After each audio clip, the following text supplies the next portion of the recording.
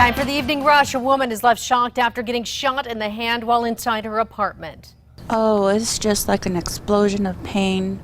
On Tuesday night, Deborah Roybal was shot while asleep in her bed at the Theta Apartments. Police say the shot had come from the neighboring apartment, and they found Michael Andrade inside. The Santa Fe County Sheriff's Office is investigating after thieves got away with some valuable items. Officials with the San Miguel Mission near Cochiti say on Sunday afternoon, the church caretaker and other neighbors found dozens of antique saints, candles, a Bible, and other precious items missing from the sanctuary. The church does have a security camera out front, but the batteries were dead. Happening now, APD is searching for a murderer. Albuquerque police say Bernalillo County deputies were called to an area southeast of Tijeras. APD says the woman, identified as Marcia Bush, was found dismembered on the side of the road. Police are offering a $1,000 cash reward for information. The weather headlines for Friday read like this. We're going to be dry, no question about that, especially here in the metro area. We will see that chance of a spot mountain storm, but overall that dry setup continues through the weekend. A reminder, you still have a few more minutes to donate to the KRQE Cares Shoes for Kids program. The goal is to make sure every student at select APS schools gets a new pair of shoes this school year. This will end at 7 o'clock, so be sure to get in those last-minute donations. The Penguin Chill exhibit is driving an attendance spike at the biopark. Zoo staff say people are going through this $17 million exhibit multiple times per zoo trip. The zoo has seen an 80% attendance spike in the Penguin Chill's first 3 weeks. That is compared to the same time last year. New Mexico is joining 13 states suing the Trump administration over a rule that makes it harder for legal immigrants to become citizens. The new rule expands the definition of a public charge to include immigrants using government benefits like Medicaid and food stamps. A warrant is out for a convicted sex offender accused of breaking into a woman's home and trying to rape her. The victim, who lives near 4th and Montano, says she was in the shower July 30th when a man broke in, said he got the wrong house, then left. Police say DNA on the scene matched 48-year-old Kenneth Lucero.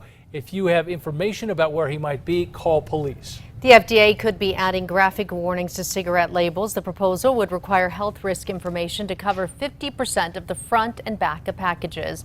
The color images would include lesser-known consequences of smoking, like lost limbs and macular degeneration. A final ruling on the proposal is expected next March. A company is expanding, bringing more jobs to Albuquerque. Florida-based Jabil Incorporated chose its Albuquerque location for a $42 million expansion, which is expected to create 120 new jobs in the metro. The manufacturing plant, which focuses on 3D printing, is near I-25 and Rio Bravo. Santa Fe City Council expected to vote next month on funds for a food processing plant. It would make it easier for local farmers to ship their products across the nation. Last night, City Council approved a resolution declaring the city's intent to issue $18 million in industrial revenue bonds for the plant.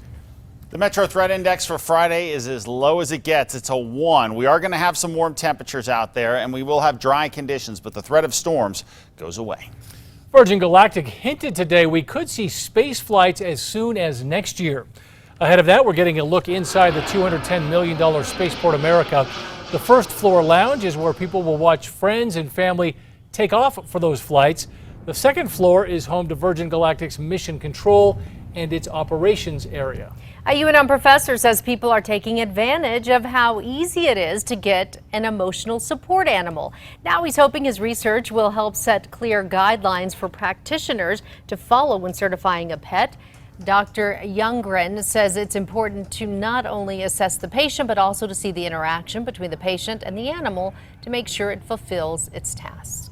Photos are going viral showing local officers walking a fallen deputy's children to class.